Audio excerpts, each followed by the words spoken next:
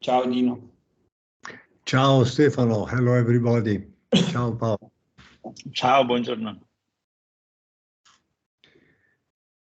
I think we are supposed to start at 12:30, so maybe we can leave the room open, but wait for.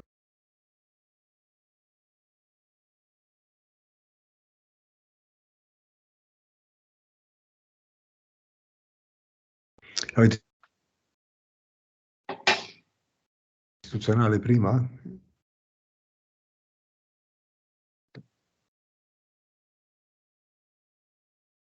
Stefano, È un mio, Paolo. è un mio problema o... No, io sento molto male. È un mio problema? Che caso provo a cambiare rete? Io lo sento male. Si sente Mi senti- intermittenza di no? Aspetta, provo a collegarmi. Stefano, tu mi senti bene? Sì. A posto, allora sì. Allora sono io.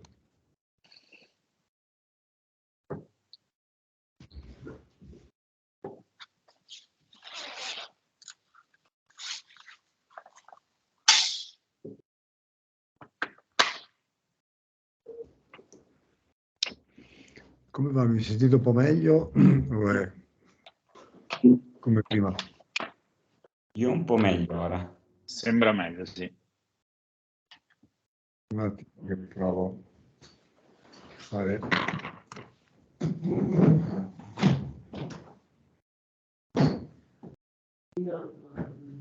La rete funziona.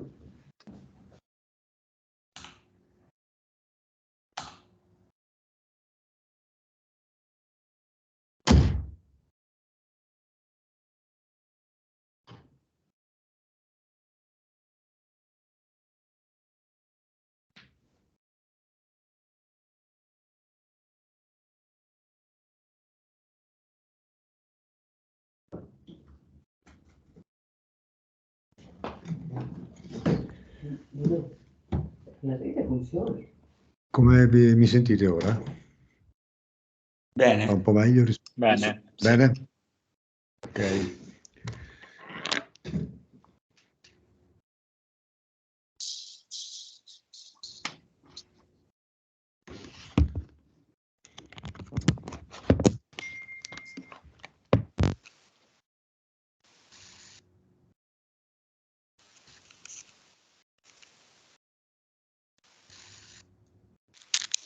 Faccio shift con le cuffie. Meglio o peggio di prima? Peggio, lontanissimo. Peggio, Sì. L'avevi il microfono di là. Non mi sentono lontano. Ti do noia? No, era per te che devo funzionasse bene.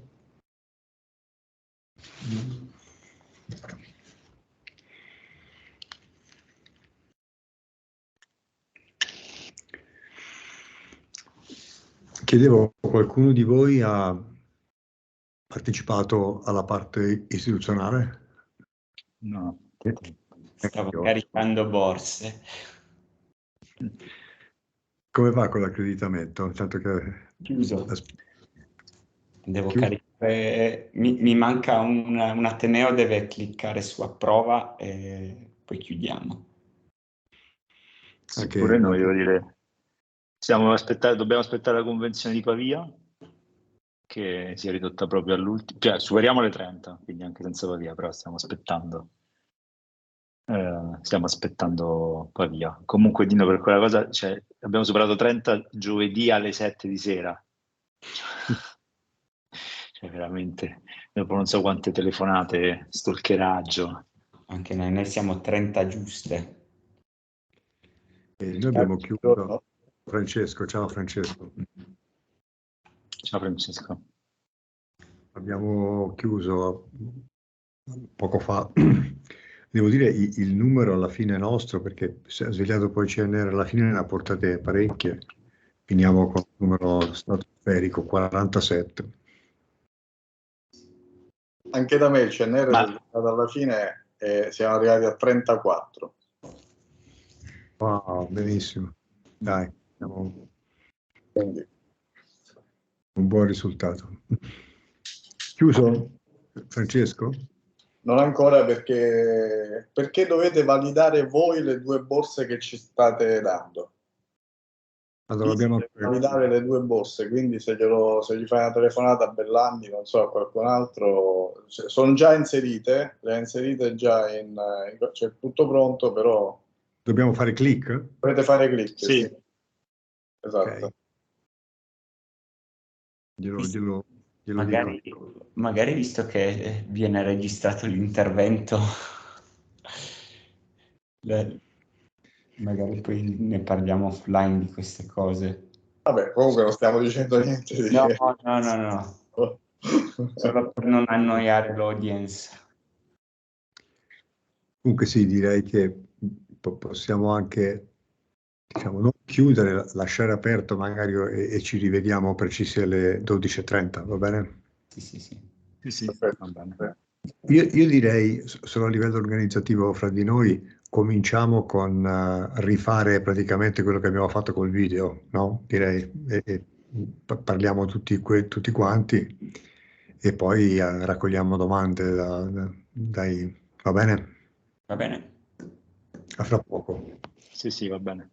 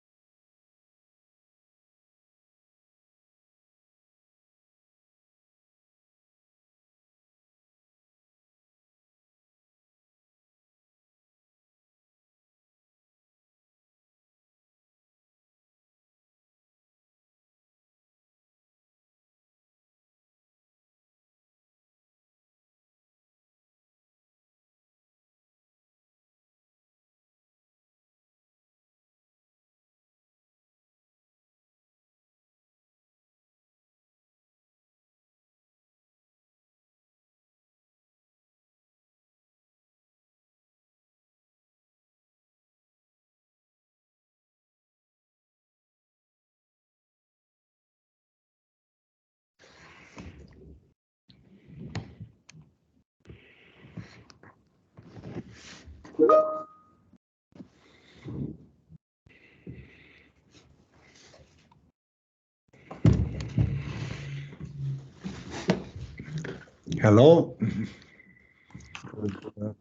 Good morning, everybody. I believe we can start. Do you agree? My colleagues agree? Shall we start now?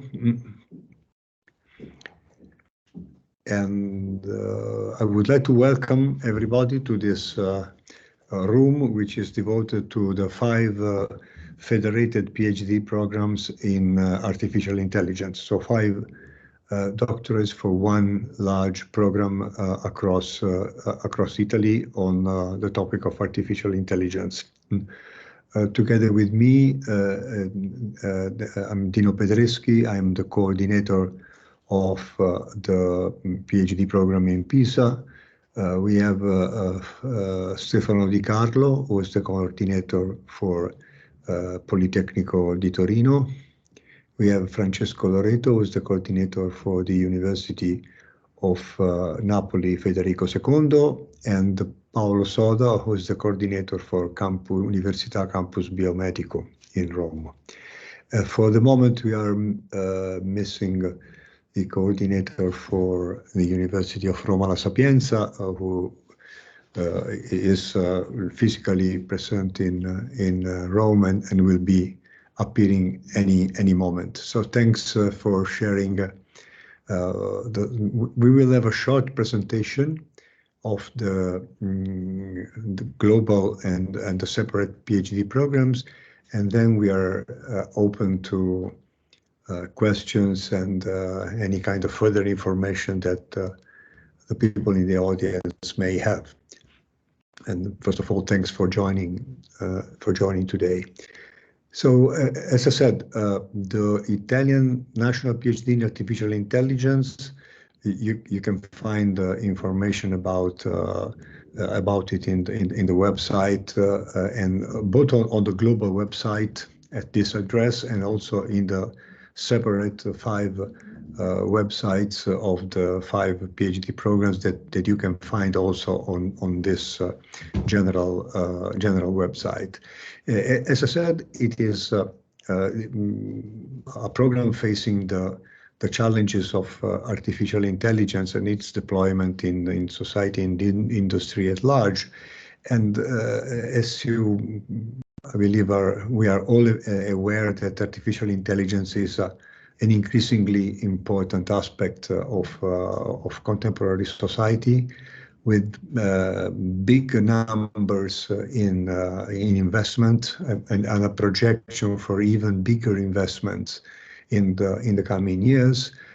A lot of let's say jobs requests in this area, with a scarcity of talents, and therefore is certainly an area where it is important to invest for career development, not only in academic research, but as is normal for a modern PhD, also for being innovators and entrepreneurs in every kind of private and public organization and companies.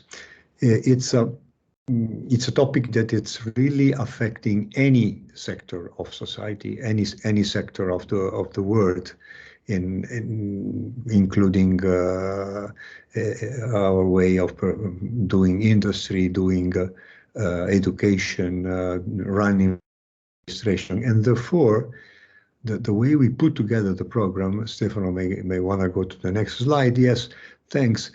We thought that a right way of addressing this problem is has several characteristics. First of all, it's an interdisciplinary program, where it's not only made by let's say computer science and computer engineering people only, but also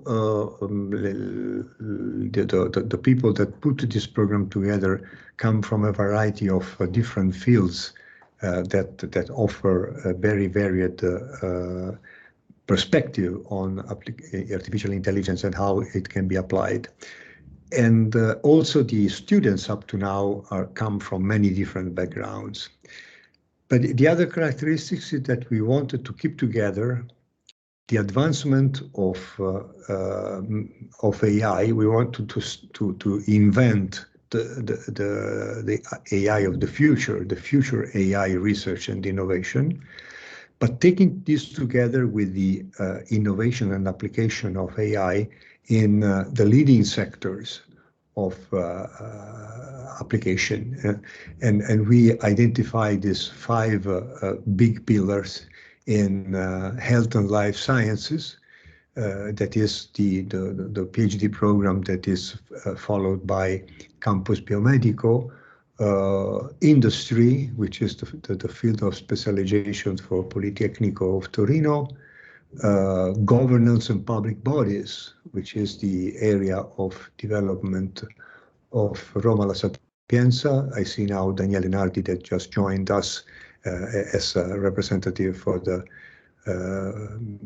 governance and public bodies pillar.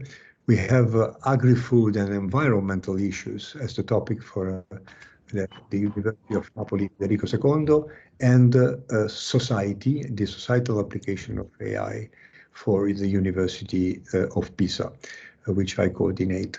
And so this idea of blending and taking together the foundations that are common to the 5 programs, together with this specialization, is overall gives a very inclusive and open-ended offer that can, in principle, allow to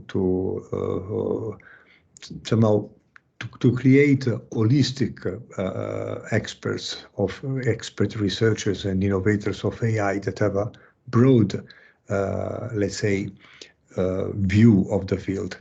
It's not only these 5 universities. We started this program in 2021, so the next edition will be the 3rd edition.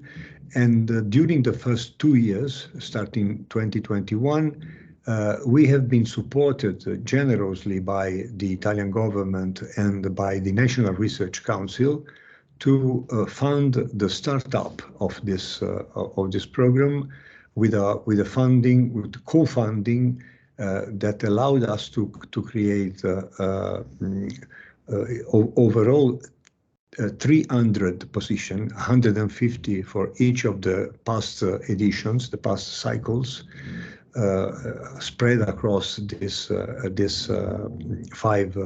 PhD programs, and also including into the project not only these 5 universities, but actually more than 60 universities and research centers nationwide. So a very large program that is diverse not only in the scientific content and in the background of PhD students and so on and so forth, but also very much inclusive of the entire Italian artificial intelligence community, which is large and distributed across the entire nation. So this is basically the overall idea. And I would like now to pass the word following this line to my colleague Paolo Soda, who is the coordinator at Campus Biomedico for the Health and Science pillar. Please, Paolo. Yeah, thanks, Dino, and good morning to everybody. So I'm Paolo Soda, and I'm the coordinator of the Health and Life Science pillar at the Università Campus Biomedico di Roma, which is a private non-profit university well focused on the topics of this AI program and in general biomedical research and life science research in general. So AI, in medicine and life science research is very important, and we are seeing an important evolution towards 5P medicine. What about the education in this area? So the program focuses on the conception, the design, the development, application of innovative methods, tools, and systems that can be used for basic biological and bioengineering research, necessary for understanding the origin of pathology and the preliminary verification of innovative solutions on computational organ-on-chips model and for experimental translation and clinical medical research. The program now counts 70 students enrolled in the last 2 years. We are running more than 15 courses per year on specific AI topics related to the healthcare and in general to biological research. We have a summer school on this topic, like for the other pillars, of course. And in our program, PhD students starts working with data generation collection, goes through their processing and with AI and data science technique for knowledge extraction and decision support. And they always interact with experts in the fields like physicians, biologists, bioinformaticians, and so on.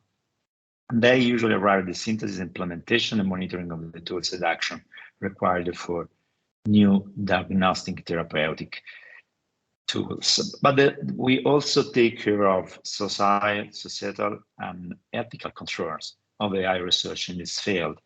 And because of we have the chance to impact the future medicine, healthcare, and life science area.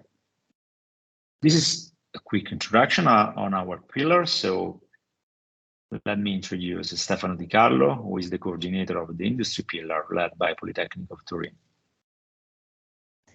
Thanks, Paolo. So yeah, I'm the coordinator of the pillar that is organized by Politecnico di Torino, which is in general related to any application of artificial intelligence in the industry. One of the reasons this pillar is here in Torino, as you probably know, is that our city has a long history and tradition in the industrial sector, especially automotive.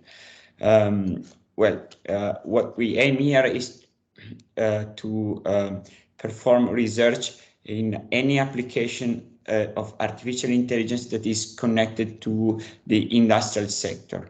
And well, there are really several different possible applications from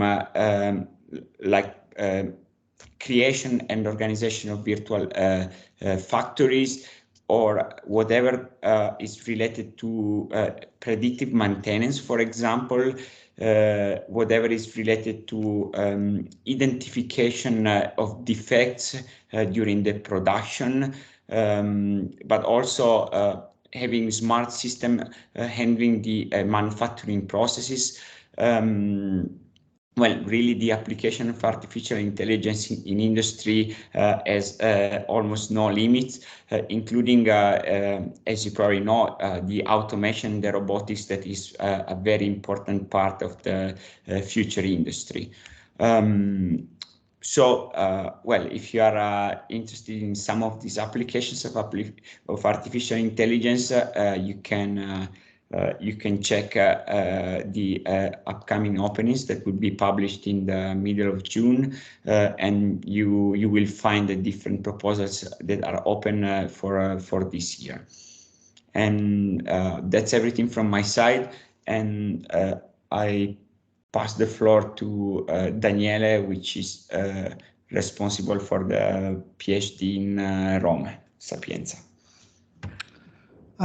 Good morning. I actually am not the coordinator. I used to be the coordinator when this program started.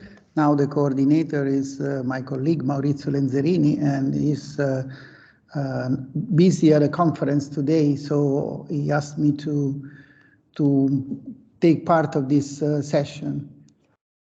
Sapienza is one of the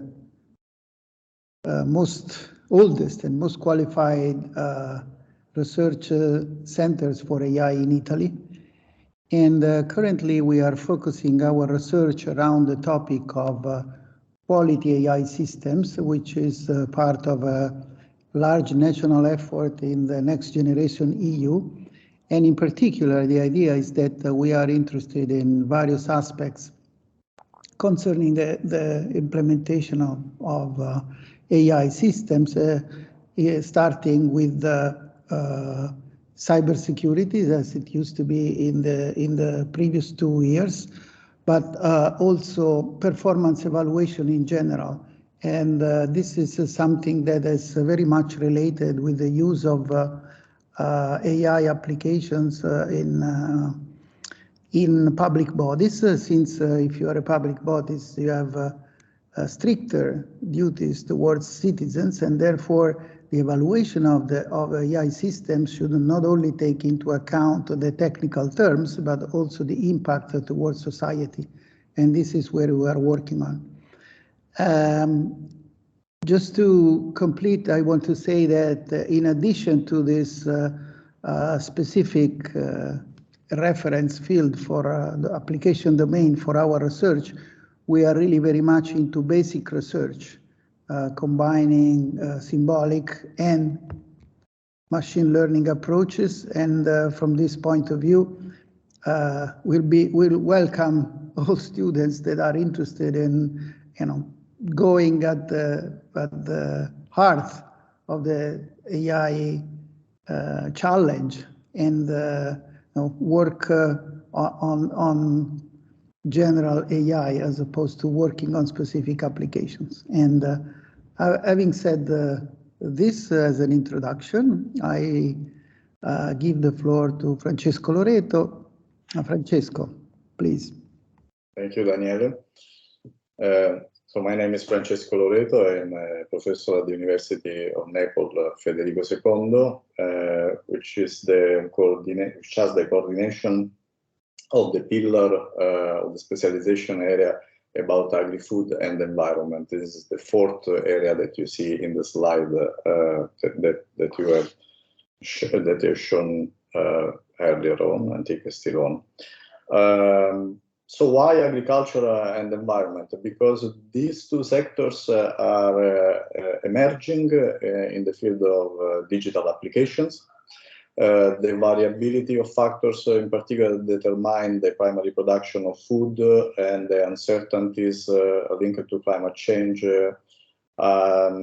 requiring more and more these transversal skills, and artificial intelligence is actually playing a primary role on that. In particular, applications that we have followed during the first 2 years of this PhD courses are about precision agriculture. This is also known as a cognitive agriculture. Now this combines the information and the collection of analysis information of big data using terrestrial or aerial drones or even satellites. And the idea, the objective is to provide farmers targeted choices aimed at optimizing the production, reducing the use and the waste of natural resources, and improving the quality of products. Artificial intelligence techniques are also applied to genotyping and phenotyping of plants or microorganisms, or also animals.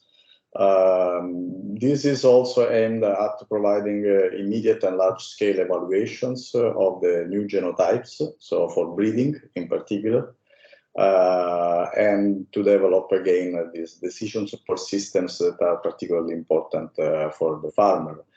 Let me give you some example of these decision support systems. For instance, early warning on biotic and abiotic stresses, for instance, the invasion of alien species or extreme weather events, also in response to climate change scenarios or agriculture and land use change, the selection of resistant or resilient varieties, or the selection of better varieties, plant crops varieties with better qualitative and quantitative production, or the traceability of agricultural and food value chains with the blockchain sensors, for instance. And in this case, in particular, to ensure food safety and health and to combat the food fraud. These are only few examples that I wanted to bring to your attention, but of course there are many more, and I would be really pleased to give you further indication and suggestions if questions arise in the question time. For the moment, I give the floor to Dino again for his pillar. Thank you, Francesco. So again, I'm Dino Pedreschi. I'm the coordinator for the AI and Society pillar of the PhD led by University of Pisa. And also in our case, what you can find in University of Pisa and the other partners that are mostly situated in Tuscany and Emilia-Romagna, it's excellence in foundational research along the area of human-centered AI. How to, generally speaking, how to design AI systems that are beneficial for humans, both at individual and collective societal scale. Just to highlight some of the most relevant research questions is the big issue of how to have human in the loop in the development of AI system, in particular with machine learning and reasoning system. How can we design systems that allow humans and AIs to interact synergistically in complex decision-making tasks, to improve our ability to perform complex tasks or to perform complex decision-making, for instance, in high-stakes domain like healthcare or justice and so on. And the second big line is how to design and create a socially aware artificial intelligence system, how to understand and possibly govern the outcomes at societal level of the large-scale socio-technical system made of people that interacts under the influence of AI systems that we have created and are creating even more. Think about the current advent of large language model and ChatGPT and friends, where essentially we are creating global or in any case very large ecosystems of people that are interacting with AI assistants that create certain forms of, let's say, outcome both at individual and at collective level. And we have still need to do something to understand better what happens at collective level and how we can govern in such a way that we are able to drive the system toward the expected, the wanted outcomes while mitigating risks and unwanted outcomes. And the final issue is really how what are the methodologies, the technical methodologies for responsibly co-designing trustworthy AI system. So essentially how we can responsibly design, develop, validate, and use systems that we can trust, that the people can trust, and all the different stakeholders can find their values. So we are very much interested in somehow charting this area, a very vast area of the development of future AI research. We do this also in close collaboration with like Daniele Nardi was saying before, with this initiative at the national scale of the Next Generation EU program, FAIR for Future AI Research. And yes, we really welcome very much the coexistence of high-level foundational research with extensive case studies, pilots, experiments, and application in situated area of societal relevance.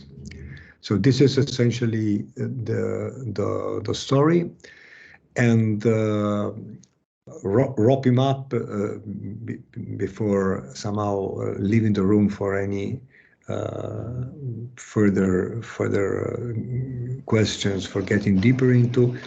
Of course, we are. Today is a special day for us. It's the day where we have completed the, let's say, the bureaucracy for let's say, proposing officially the PhD program for the next year, for the next academic year, which means that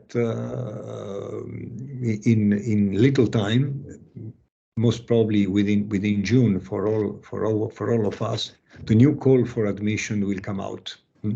We really hope that young, fresh laureates in master from anywhere in the country, in Europe, and globally, are interested to somehow find in this multifaceted program their path of interest. It's really a call for pathfinders, for creating a generation of new multidisciplinary AI researchers and innovators that can really find new paths in this quite relevant research area that is of certain high impact, both scientifically and socially, and from the point of view of economic impact as well.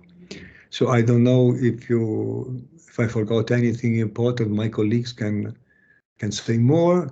On this website, you will certainly find the link to the upcoming calls as they will come out, but expect them to come out starting mid-June, with the deadlines from mid-July onwards, and selection to be completed in early September or something like that. To start with a new wave of PhD students November 1st, 2023. Thank you.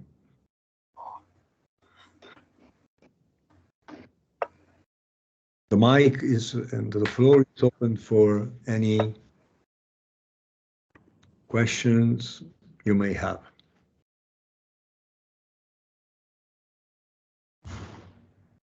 Good morning, sirs. Good morning, sirs. I don't know if you can hear me clearly. Yes. Good morning. I'm a master's student at the Polytechnico, doing architecture construction CT. Hopefully, I'll be rounding up my master's degree by the end of September. Mm-hmm. And I wish to enroll for a PhD in artificial intelligence. Mm-hmm. But my question is, what should I expect as an architect in this field of research? Because I see now that there are new possibilities that have been opened for architects to explore the use of artificial intelligence in architecture. So I don't know if the PhD is geared towards this direction, or is something generic, or looking at the entire society, which comprises of both architecture profession and automotive industry in general. So my main question is, what should I expect as an architect? Thank you. So maybe I can answer, since you're a student at Politecnico di Torino. Well, of course, architecture is another field where artificial intelligence can be applied in many different ways, like from design, simulations of environment, but also, helping in doing a lot of tasks during design and development that before were just done by humans. So in general, there are many opportunities. Regarding the PhD, maybe it's important to give an important information to all candidates.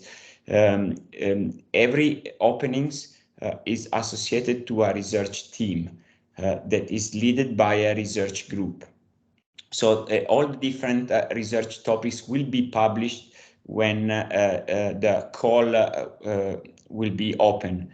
So if you are interested in joining the PhD program, it's important that also you have a look at the different research topics that are available for this year, and you try to match your interest with the research topics.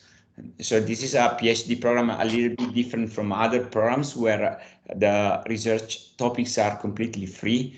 So we publish the research topics in advance, and you have an idea of the possibilities we open for this year, and you can apply for many different topics. I don't know if this answers your question. I cannot tell you exactly right now which are the topics that will be available, because we are still finalizing them before publishing and make them public. Okay, thank you. You're welcome.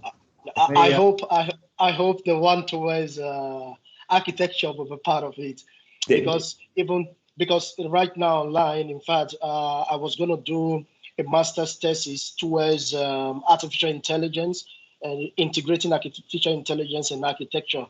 And I see now we use Midjourney, for example, designing new concepts, new forms, new architecture that has never been seen. So I really hope it will be an integral part of the PhD. I can tell you that last year one of the positions was in the field of let's say in a general way, architecture and building construction. So this is one sector that is part of the PhD. So there is a good chance that also this year there will be some opening in this domain. Okay, thank you, sir. I would like to add that we also have had in the past a couple of positions that were on urban data science and urban mobility. That actually was one of these positions was filled in by a candidate with architectural background.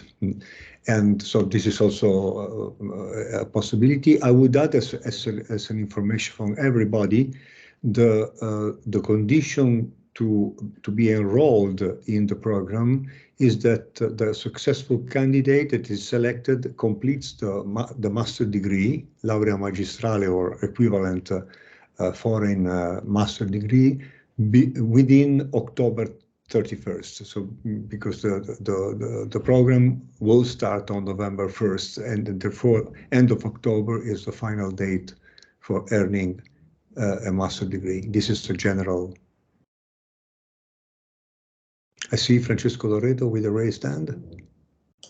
Thank you. Yes, I wanted to add that first of all, that we also got two positions that were awarded to architects in the field of waste reusal. So it's an environmental field, waste reusal from the urban areas, from the urban cities. So it may be possible also that there are applications that are of interest for the PhD in agriculture, agri-food and environment, and in terms of architecture.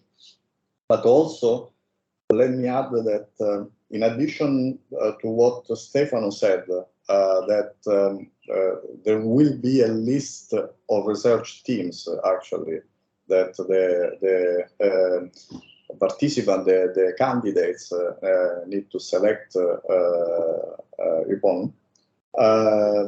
We ask also in our PhD to prepare a research project to our candidates. So the candidates, the candidates at the time of their application must present a CV, of course, which is coherent with the PhD. And a research project based on one of the research teams that we are presenting. So this makes the match much easier, as you can understand, at the end, because we know more or less what is the area of interest of our PhD candidate. So I don't know if this helps. Further, yes. Yes, thank you.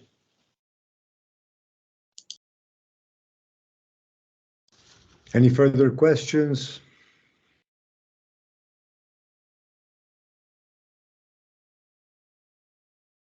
As you may have understood from the answers, essentially the 5 PhD programs can offer a very wide and varied number of different projects.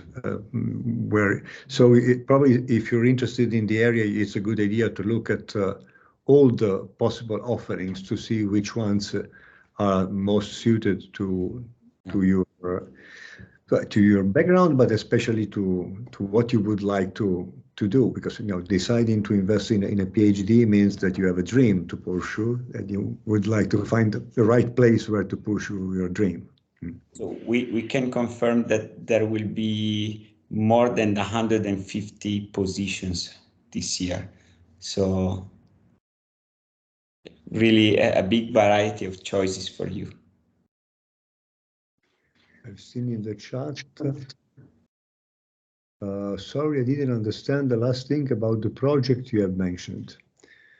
We mentioned simply that in every call for admission from our 5 PhD that are going to be published in a couple of or 3 weeks from now, you will see not only how many positions, but also what are the different general projects attached to any position, and also where, so with which people in which university, because in principle it's not only our 5 universities, but a large number of other potential places where you can pursue this project. So that's the suggestions for you to have a look at all the call for admissions, all the possibilities that are many and very varied. Consider that, again, this year, we will have at least 150 places. Actually, it will be more than that, because each one of us will publish a call for admission for at least 30 positions. Daniele, please.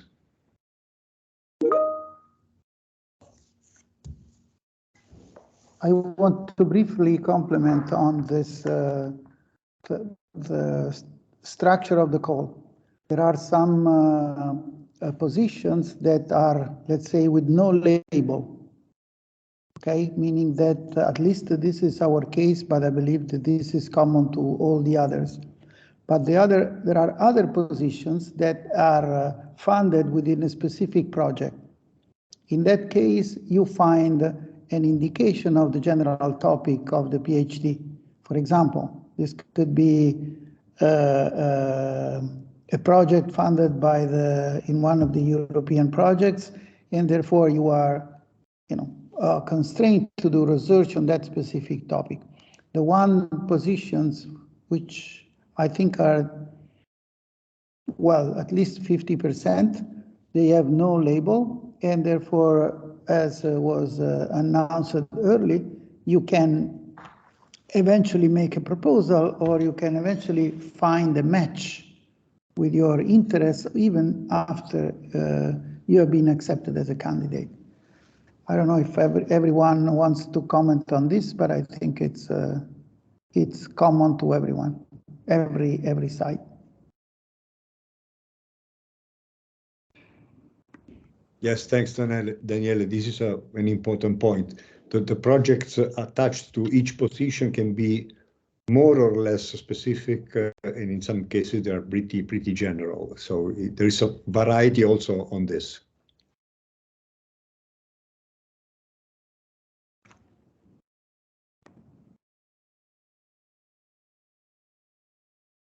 Any further questions?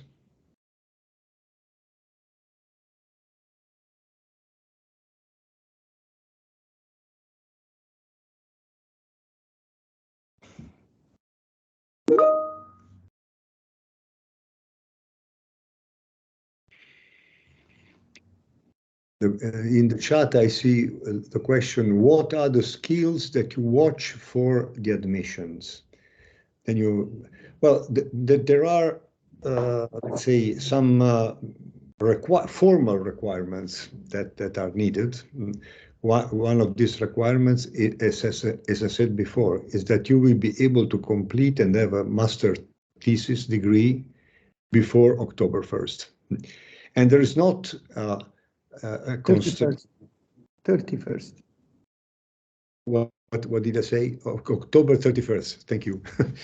Yes, this is the formal requirement.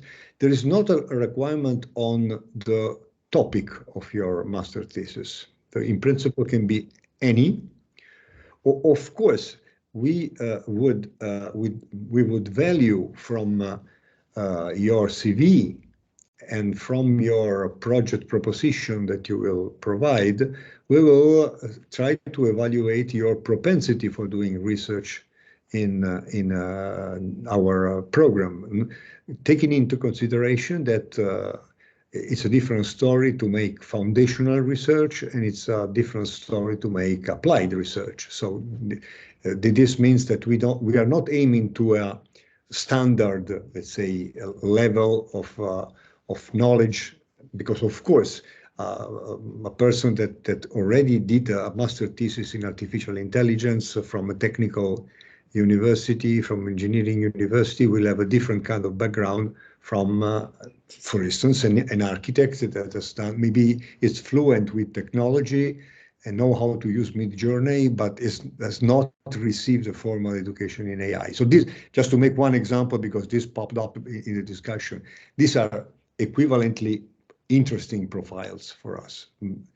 Of course, for different kind of projects, for different kind of outcomes, but are entirely potentially interesting. But certainly my colleagues want to add more on this. Yeah, I want to add an advice.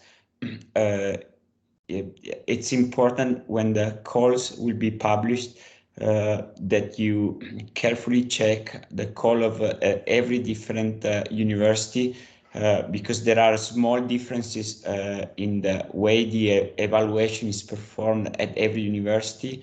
So my strong advice is when you identify a potential site where you want to apply, to check the rules of the applications and also the evaluation criteria, so that you are sure to understand how that specific position in that specific university will be evaluated.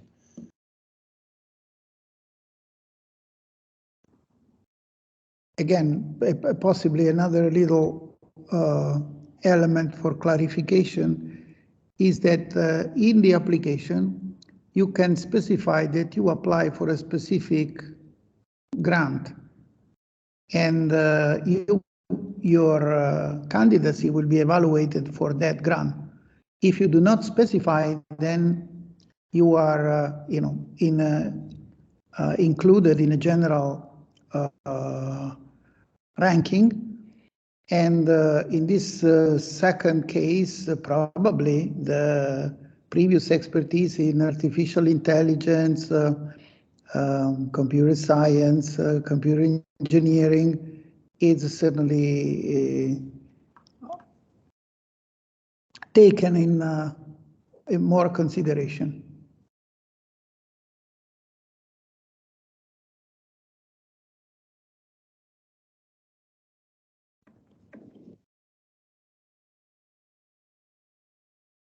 I have a question. I had the volume. Can you hear me? Excuse me, can you hear me? very, very little. Maybe you can type on the chat. Yeah.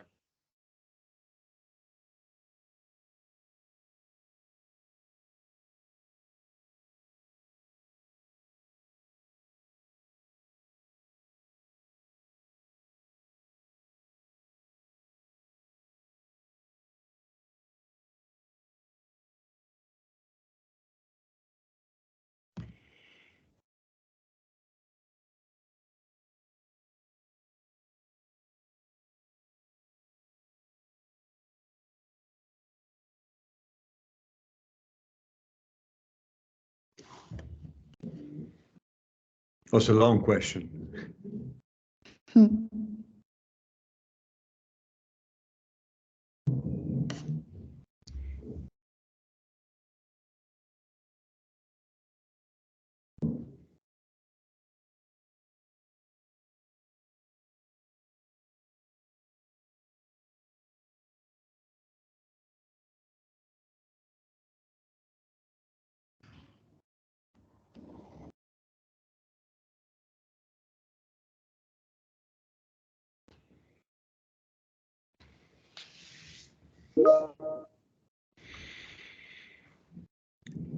Will some of the project be in collaboration with other universities? Because in last year's call, there were projects in collaboration with other different universities in Italy. Yes, maybe we didn't explain this clearly, but every of the 5 pillars are not exclusively formed by the leading university, but they are made by a consortium of several universities.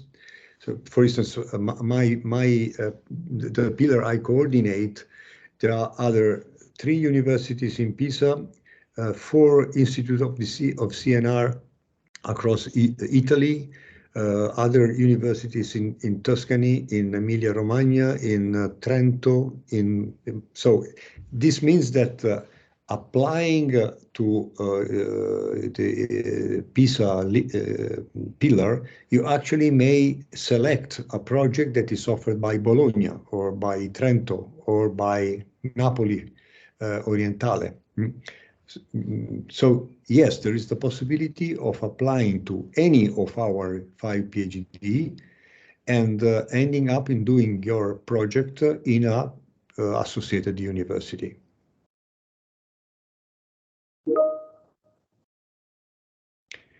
And by the way, you should also consider that it's quite often, it's not a rule, but quite often the projects have co-supervisions. So not necessarily only one supervisor, but possibly, especially when the projects are strongly multidisciplinary, it's very common that they may have supervisors, more than one supervisors from different disciplines and also from different universities. This is also possible as well, and actually quite frequent, for instance, in my situation, but I'm sure also in my colleagues.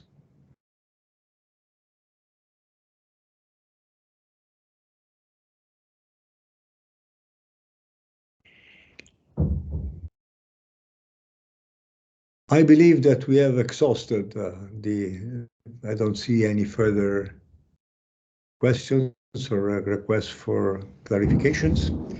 If there is not any more to share now, I would like to thank very much all the people that contributed to the session and to the participants for joining in. On the website of the Dottorati Nazionali of the Dean Day, you can also find a video in our website. You can also find a video for the joint presentation of our 5 PhD programs. And also, if you navigate our website, you can find a lot of information of what's going on so far. So you can see what your colleagues already enrolled 2 or 1 year ago, what they're doing, what courses they are following. So given that we are many universities, we are also able to offer many different courses. And important information is that being you part of a Dottorato di Interesse Nazionale, national PhD, you will have extra funds for mobility compared to ordinary PhDs, which means that you have also the possibility of traveling between the different, besides traveling, of course, to conferences or for visits abroad, you also have a possibility of visiting the many universities that are collaborating in this program. So this is also something you may want to take into account. Maybe you want to mention also that there is a school that is shared by all the 5 pillars, right? Yes, this is another important point. Actually, right now I am in Sardinia, where today the school, the summer school for our AI and society pillar started. So every year we strive for offering a summer school per each of the 5, and also one global event that is devoted to all the participants from the different PhDs. And this year, the event should be organized by the National Research Council in autumn. But these are important because the people that belong to this, the PhD students are part of a very big Italian community that should feel like pursuing pathfinders, looking for research and innovation in a joint effort nationwide.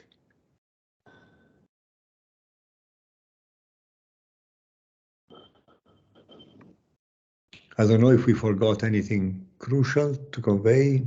If my colleagues want to remind something that I forgot, that we forgot. So if not, I really would like to thank everybody for listening, and yeah, hope that some of you is interested and spread the word. Yeah. Thank you so much. Thank you. Thank you. Bye. Bye, everybody. All right.